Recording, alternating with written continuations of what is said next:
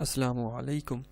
मेरा नाम है उमर फ़ारूक और आप देख रहे हैं knowledge hub by Umar Farooq.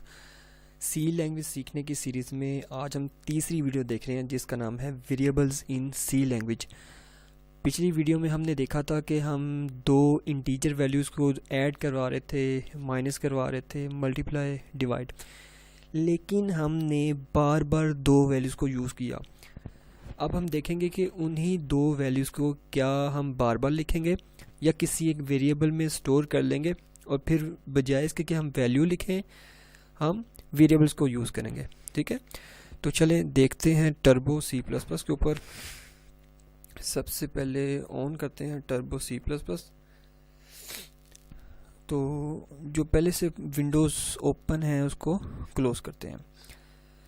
New में गए, उसके बाद विंडो का साइज़ थोड़ा बड़ा किया। सबसे पहले हमने लिखा हैश इंक्लूड, उसके बाद stdio.h, उसके बाद हैश इंक्लूड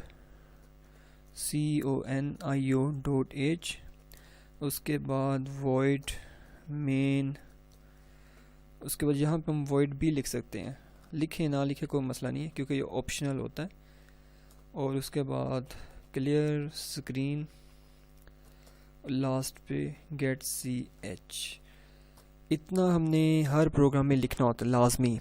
अगर आपको नहीं पता हम क्यों लिखते हैं तो आप मेरी पिछली वीडियोस में देख लें, उसमें मैंने डिटेल में बताया हुआ है कि ये हम इसलिए लिखते हैं हेडर फाइल ताकि हमने आउटपुट का फंक्शन यूज़ करना होता है।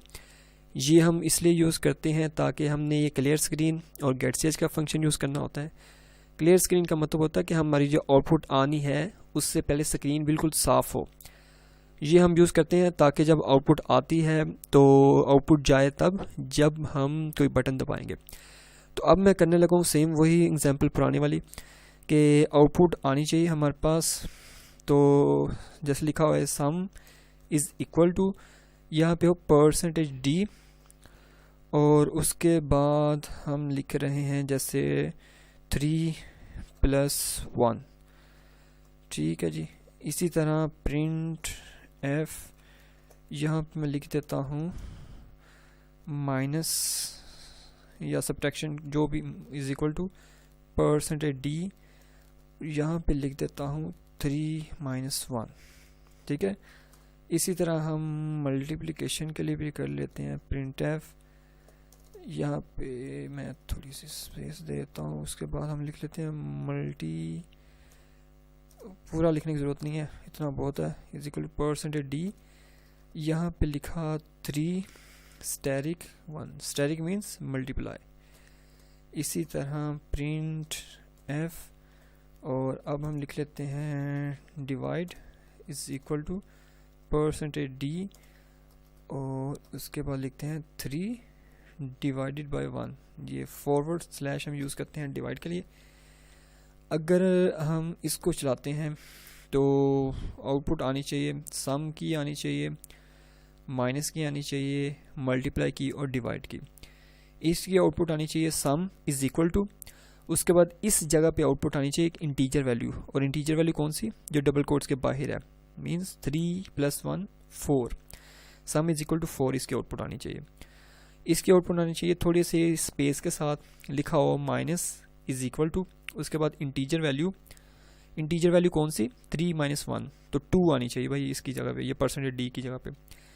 इसी तरह स्पेस, उसके बाद मल्टी इज इक्वल टू, उसके बाद %d, इसकी जगह कोई वैल्यू आनी चाहिए, वैल्यू कौन सी 3 × 1 इज इक्वल टू 3।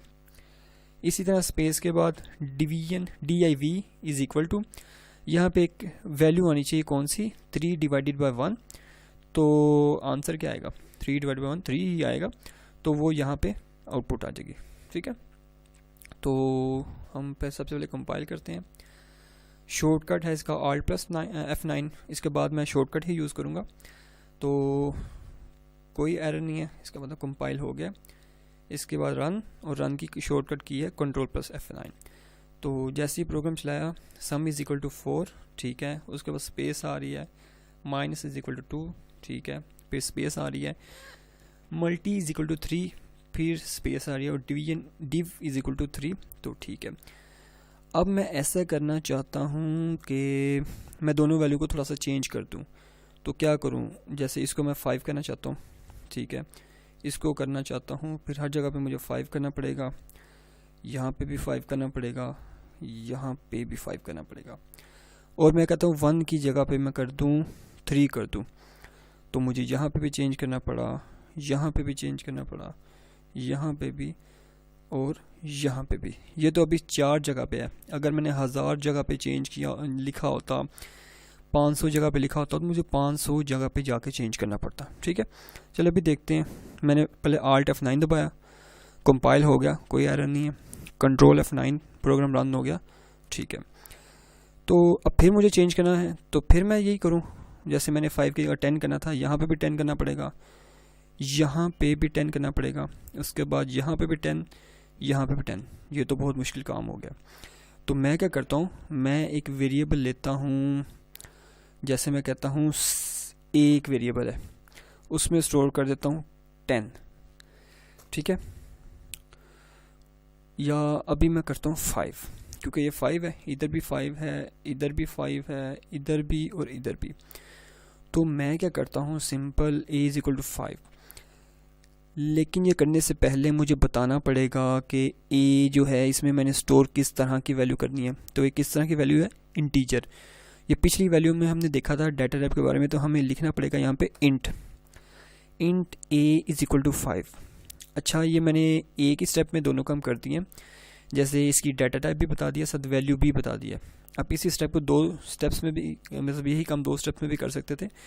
पहले आप लिखते हैं इंट a, इसको बोलते हैं डिक्लेयर करना। उसके बाद आप कहते हैं a इज इक्वल टू 5, इसको बोलते हैं a की डेफिनेशन करना या a की वैल्यू इनिशलाइज करना।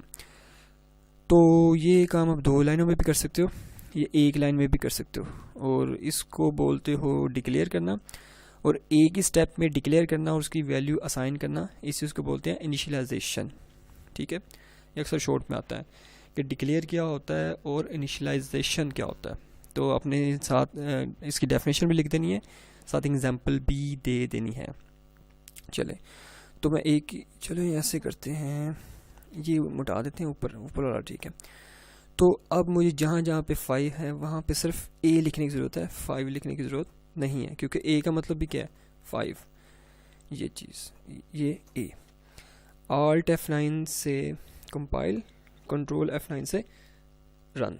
ठीक है, अब मुझे यहाँ पे 10 करना है, तो मुझे यहाँ पे 10 करने की ज़रूरत नहीं, मैं सिंपली यहाँ पे जाके क्या करूँगा, 10 कर दूँगा। तो Alt F9 compile, control F9 run. तो अब देखिए, अब मुझे सिर्फ यहाँ पे चेंज करने की ज़रूरत है। उसके बाद जहाँ जहाँ पे मैंने a यूज़ किया हुआ है, जहाँ पे मैंने a यूज़ किया वहाँ पे ऑटोमेटिकली इसकी वैल्यू 10 हो गई है। ये फ़ायदा होता है वेरिएबल्स का। इसी तरह 3 की जगह भी मैं चेंज कर देता हूँ, कोमा b लिख देता हूँ। दोनों इंटीजर टाइप किया तो मैंने b लिख दिया, और यहाँ पे मैंने लिख दिया comma b is equal to, suppose मैं 5 कर दिया। तो अब जहाँ जहाँ पे 3 लिखा था मैं वहाँ पे b कर देता हूँ, ताकि कल को मुझे वैल्यू इसकी चेंज करनी पड़े तो मैं ईज़िली कर सकूँ। और इसको हम वेरिएबल इसलिए बोलते हैं ताकि इसकी वैल्यू बार बार आप चेंज कर सकते हो, इसलिए इसको वेरिएबल बोलते हैं। कोई एरर नहीं है। कंट्रोल F9, ये प्रोग्राम रन हो गया। तो आज के लिए इतना ही। मैंने सिर्फ आपको यही बताना था कि वेरिएबल हम यूज़ करते हैं, इसका काफ़ी ज़्यादा फ़ायदा है कि आपने किसी जगह पे वैल्यू चेंज करनी हो, सिर्फ जहाँ पे आपने उसको वैल्यू असाइन किया वहाँ पे वैल्यू चेंज करें। जहाँ जहाँ पे आपने यूज़ किया ऑटोमेटिकली वहाँ पे वैल्यू खुद ही चेंज हो जाती है। तो इसको मैं कर लेता हूँ सेव, F2 से आप सेव कर सकते हैं, और बाय डिफ़ॉल्ट वो नो नेम 00 से सेव होता है। तो मैं इसे स्टोर कर लेता हूँ एमी के नाम से। ठीक है, कहाँ पे स्टोर हो रहा है, बाय डिफ़ॉल्ट बिन में होता है, ये भी आपने याद रखना है। बाय डिफ़ॉल्ट वो बिन के अंदर जाके स्टोर होता है। ठीक है, तो आज के लिए इतना ही भाई। अगर आपको मेरी वीडियो अच्छी लगी है तो फिर आपने क्या करना है, अपने दोस्तों के साथ शेयर करनी है।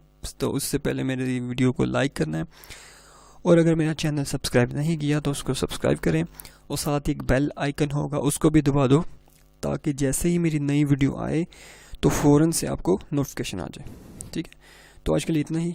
अल्लाह हाफिज़।